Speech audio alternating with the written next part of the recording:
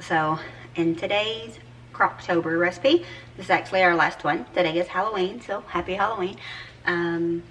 But today I am doing something that I am very excited about. I found it a couple of weeks ago actually and planned on making it, but I kept forgetting to buy the ingredients that I needed. I finally remembered to buy them this weekend, and so we're gonna go ahead and get that started because I need to eat this. So it is a Crockpot chili mac, right? Crockpot mac and cheese chili, I don't know.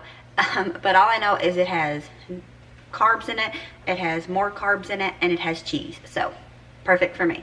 And we're gonna go ahead and get this recipe started, and I'll let you know what I think about it at the end. But spoiler alert, I'm sure I'm gonna love it. So let's go ahead. Actually didn't call for any meat. It's actually a vegetarian meal, but I decided I'm gonna add in a little bit of meat anyways, make it more filling, and John won't complain if it has some meat in it. So I'm gonna put a half a pound of ground hamburger in it, and my washer is spinning out, so if you can hear that, which I know you can, I am sorry.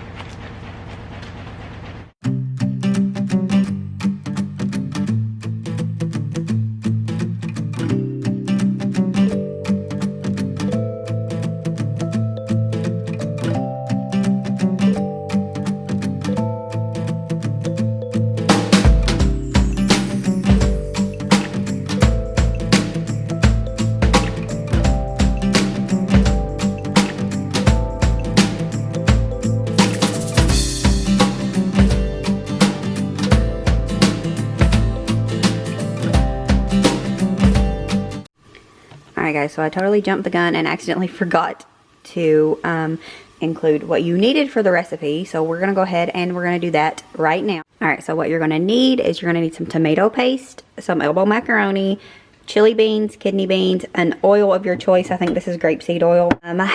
Beef broth. Now the recipe actually called for vegetable broth because she made hers vegetarian. I will put the original recipe down in the description box.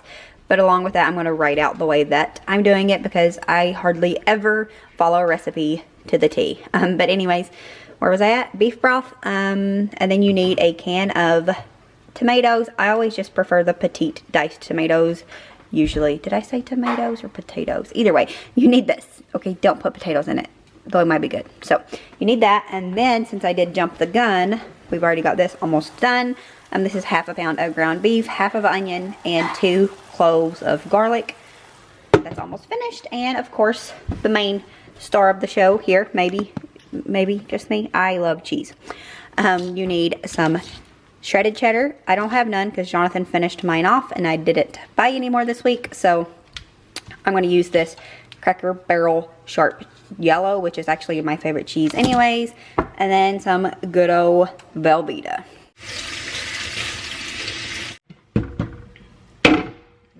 The beans in.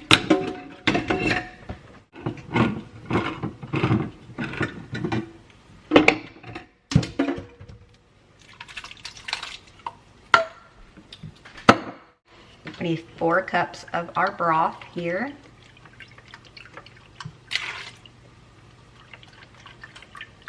Then into this we also need 4 tablespoons of tomato paste.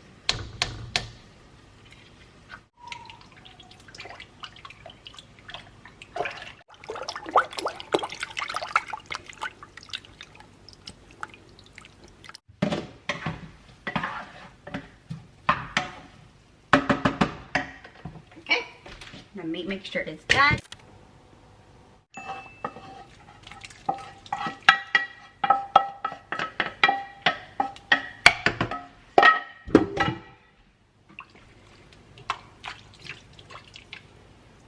going to come in with a dash of pink salt.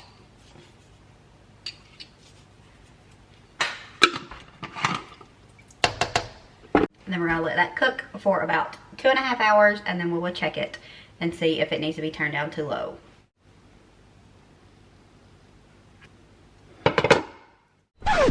Okay, and this is also the point when you will put in your other seasonings as well.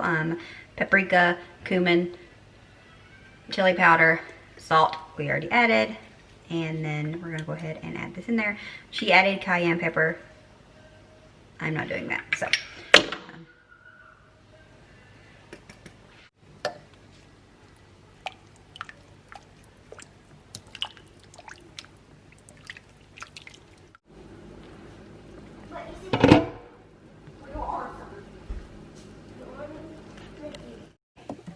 Alright, and this is another thing that I changed. The recipe called for the entire box, and I thought that would probably be too much.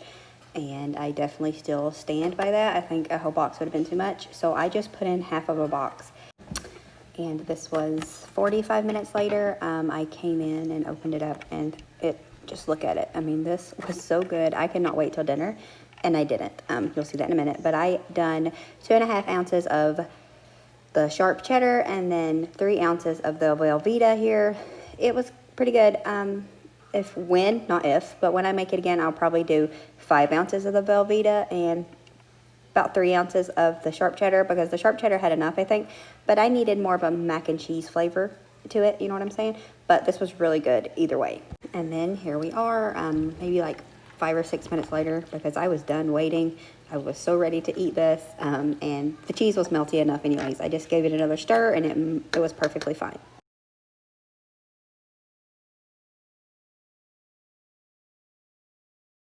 Guys, so it is done. This was actually a quicker recipe than I anticipated being, which I'm pretty happy about because it made a crock pot full, and I'm hungry, so I'm going to eat some for lunch. I'm hoping it's as good as I think it is. Just kidding, I already tried it and it is delicious.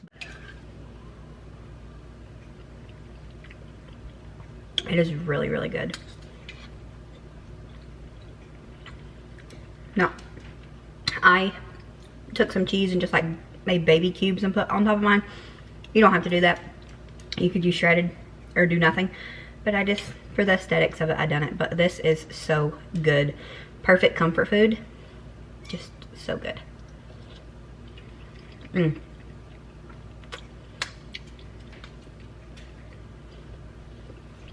I'm going to stop eating on camera because I don't usually like doing that, but I'm hungry. I ran. That's why I ran. Alright guys. Oh, and I didn't point out, look at him. A little extra with my cornbread. Half of it in a pumpkin silicone mold and then half of it just in a cast iron skillet. But yeah, cornbread with chili is just one of my favorite things. So I knew I had to make cornbread with it. And then I just had to make it cute because that's just how I am. So I hope you liked this video.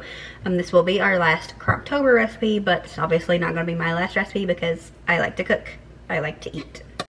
Don't forget to like and subscribe if you haven't already. Check out that playlist down below because it is filled with delicious recipes. And as always, remember to show grace, be content, and live blessed. Until next time, bye guys. What a wonderful